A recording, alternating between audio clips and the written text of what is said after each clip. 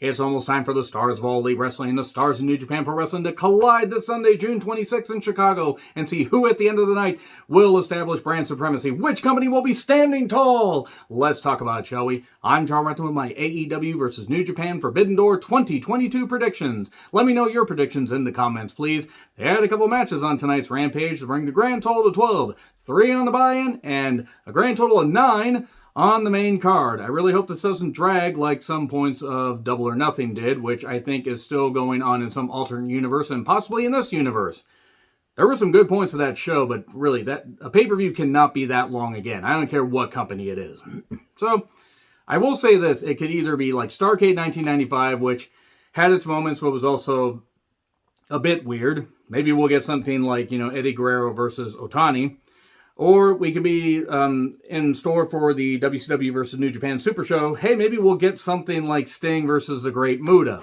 Maybe we could get some standout matches to justify the fact that we get some filler, and I still barely know her. So let's talk about the buy-in. The Gun Club, Austin and Colton, and their dad, Billy. Oh, Billy. Teaming up with Max Caster. I still find it wild that I saw Billy Gunn make his debut in WWF, now WWE, in 1993. I was 12 fucking years old. And he's still going strong. They take on LA Dojo members, the DKC, Kevin Knight, who I saw some indie shows. It's fucking tremendous to see how much he's grown. Alex Coughlin, and Yuya Gamura, who I saw at the New Japan Strong tapings in historic Washington Hall. So, the Gun Club and Max Caster are going to get the victory here. I think Yuya's probably going to end up taking the pin. Yuya or the DKC will probably end up taking the pin. And that's not the worst thing in the world, because you're going to have some New Japan stars win. And they'll probably maybe have the counter like they did for, I believe they had it for Starrcade 1995. I think it ended up being 4-3 WCW nevertheless. Randy Savage and Hiroshi Tenzan wrestled on that show. Yes, Tenzan wrestled on Starrcade in 1995, and he's still wrestling now. He's not wrestling on this show. Gun Club and Max Caster will get the victory. And then we move on to QT Marshall and Aaron Solo taking on Hiroki Goto and Yoshihashi. Oh boy, the guy that can't climb stairs and has a bow staff that has more personality than him, aka Yoshihashi. He's on this card. Hooray, Goto and Yoshihashi will get the victory. That's all I gotta say about that. Please have QT take the pin. Nobody wants to see QT in the ring anymore. That's mean. He's not bad in the ring, he's just not interesting. So then Swerve and Lee are going to take on El Desperado and Kanemaru. So, El Desperado's been having a career few years and been doing some really good shit in this year alone. And let's just shove him in on a tag match on the buy-in. Kanemaru's there to take the pin. Swerve and Lee will get the victory. And they will probably split up at some point when they get a tag title shot. And then it's like, oh no, Swerve's going to go heel. Or watch them swerve us and have Lee go heel. Aha! But yes, Swerve and Lee will get the victory. And then and I don't know what order these matches are going to happen. I don't really care. Let's just talk about them in the way I wrote them. Bullet Club members, the Bucks. The Bucks are back in Bullet Club. Too sweet. ELP and Hikuleo. Apparently O'Reilly was supposed to be part of this, but he got injured. Bobby Fish also got injured. Poor Bobby Fish, man. I mean, he hasn't. The first time he got injured or whatever, they basically had to hack off a limb and it had to grow back. We're gonna have to saw your arms off, Mr. Simpson. They'll grow back, right? Yeah. And they're taking on the Dudes with Attitudes because Tony Khan was in a coke binge and was watching Wrestle War. Well, no, he wasn't watching Wrestle War 92. That was Sting's Squadron. He was watching Great American Bash 1990. He was watching all of the WCW and just decided to throw a whole bunch of shit together. At least he didn't make it a blood and guts match, because that's going to happen on Dynamite. So it's Sting, Darby, Hiromu Takahashi, and Shingo Takagi.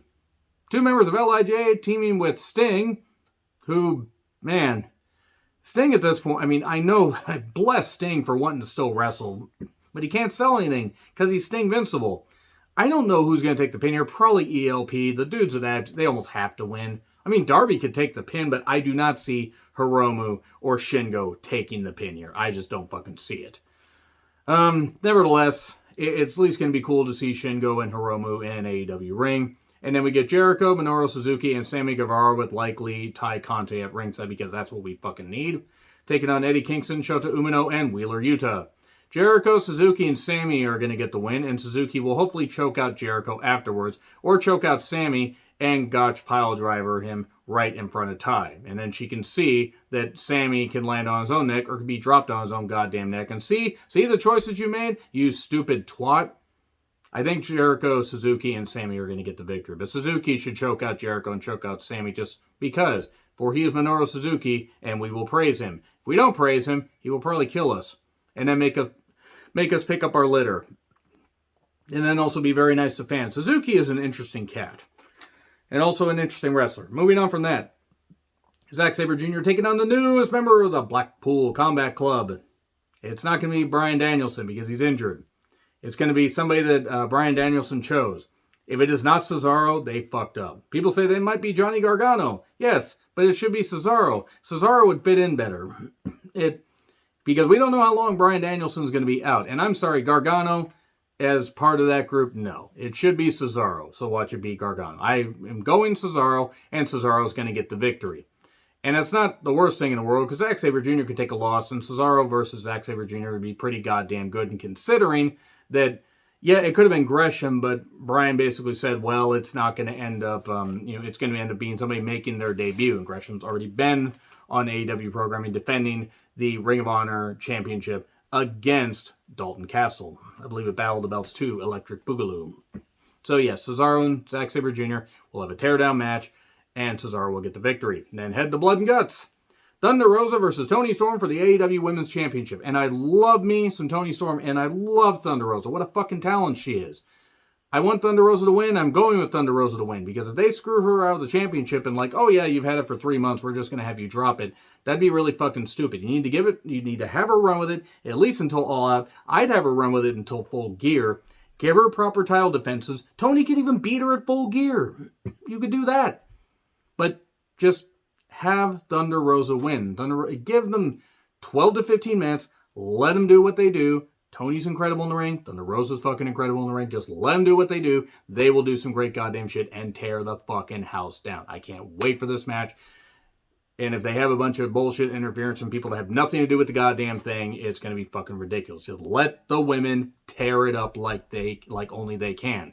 And also put Thunder Rosa on AEW programming a little bit more often. Pre-tapes, if you can, if she can't be there because she has other commitments, and also just feature her. Squash match, I don't care. I know there's Dark and Dark Elevation, and I'm not saying that those views don't count, but the main programs are where you should be putting your champion. Plus, again, I love Thunder Rosa.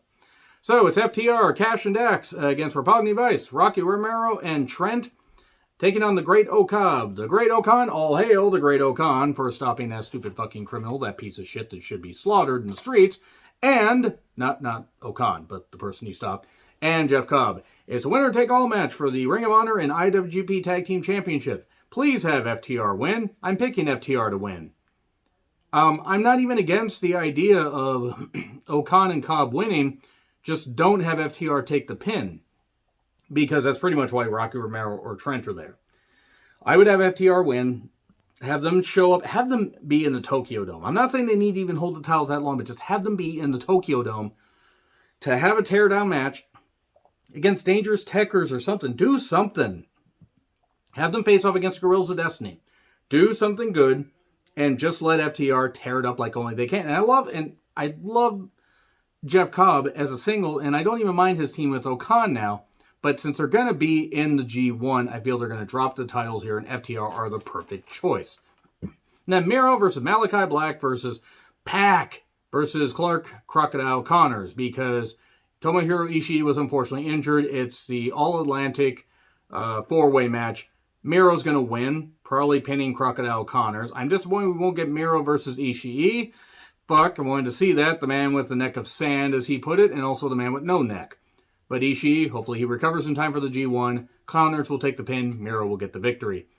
Will Ospreay versus Orange Cassidy for the IWGP US Championship. Ospreay will get the victory, and I won't care. Jay White defending the IWGP World Heavyweight Championship versus Hangman Adam Page, Kazuchika Okada, and Adam Cole, baby. I have Jay White winning. If Okada wins, it would be cool, but you're only giving Jay White-o a 2-week reign. And while I'm no fan of I've said I'm no fan of Jay White, I would just be very surprised they had him drop the title here. And if he drops it to Okada, Okada's wife either had her kid or is having her kid soon. That takes more importance. Trying to have a level head about this, despite the fact that I don't fucking like Bullet Club at all, and it's gone way past its expiration date. The influence is now basically a poison and dreck on wrestling, but nevertheless, Jay White's going to get the victory, possibly pinning Adam Cole, baby. Or Hangman. It's going to be a pretty good match. I'd say let it go about 20, and just, let it be all action, and just let them do what they do, and Jay White will get the victory. And then Jon Moxley versus Hiroshi Tanahashi for the AEW Interim World Championship, or the Interim AEW World Championship. Jon Moxley's going to get the victory, because if Tana got the victory, I wouldn't be upset, but is he going to travel back and forth for the tapings while the G1's going on? I don't think so. So they kind of telegraphed this. I hope they don't have any more matches, and I hope nobody gets injured, because my God, CM Punk's out, Bryan Danielson, Kyle O'Reilly, so many people are out due to injury. It's just going to be interesting to see what they do with this particular pay-per-view. Please don't let it go past 4 hours. Because 3 on the buy-in, have some matches go 12 to 15, and then have some matches just be all action and get done in 10. Just do your stuff quick. I'm not saying you need to rush through and have it be done in 3 hours, but if the buy-in's going to be full of action in 1 hour, then come on, guys. There's no reason for a 9-card pay-per-view to go 5 hours. So agree, disagree, what I said, like, share, subscribe, Twitter handle in the description. I'm John Ritlin. I'll see you soon.